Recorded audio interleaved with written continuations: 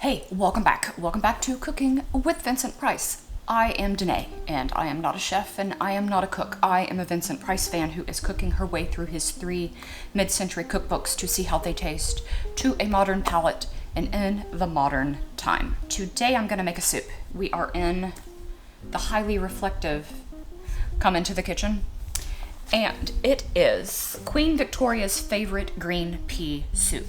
Okay. I did some searching. I could not find that Queen Vicky had a favorite green pea soup.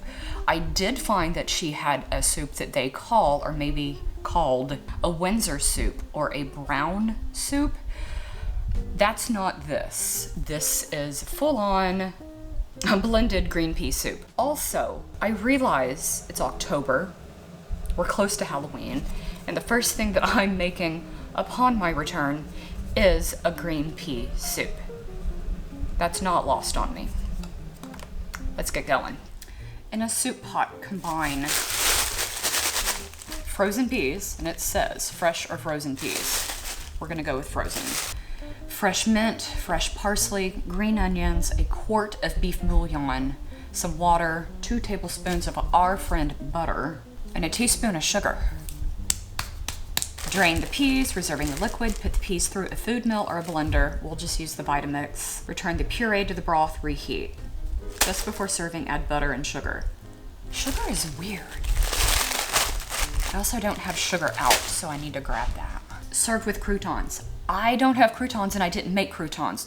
Croutons, as I have said before, are never optional, so I'm just gonna make a piece of toast. It'll just be a less flavorful crouton, which is a bummer.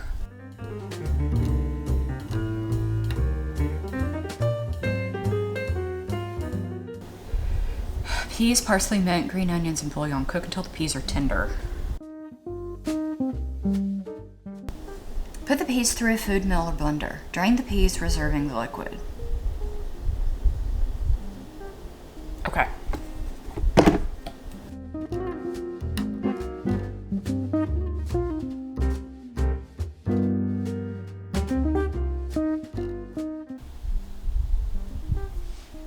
I was expecting it to be smoother. That's probably on me.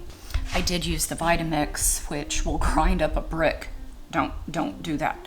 It probably doesn't grind up a brick, but the recipe did say to use a blender or to push it through a food mill. So this doesn't have any salt in it, I noticed. It does have a large amount of beef broth, and that's pretty salty as it is. I put the butter in, I put the teaspoon, almost said tablespoon. No, teaspoon. Okay, well, let's see what we got going here. Okay, let's fix myself. Yeah, the predominant flavor I get is green onion. The recipe called for half a cup of green onion. I don't necessarily think I would have cut that in half in any way, but that's really the flavor that's coming through. Yeah, this is fine. Hey, it's editing Danae. I'm doing this from my iPhone, and who knows what it's gonna look like. So we did a thing. I got out a fine mesh strainer. And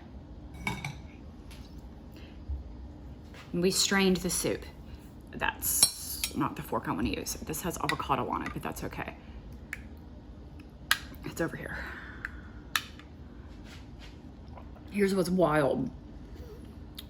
Straining, the flavor is fabulous. It is good. It is completely different soup. So the recipe does say to run it through a food mill or a blender. So I guess that food mill is really gonna get all of the, I guess pulp is the wrong word. Straining it alone, this is a winner, and I would absolutely make it again. Okay. Thank you so much for watching. I'm now going to make a piece of toast, and I'll finish eating. And I'll see you next week. Bye.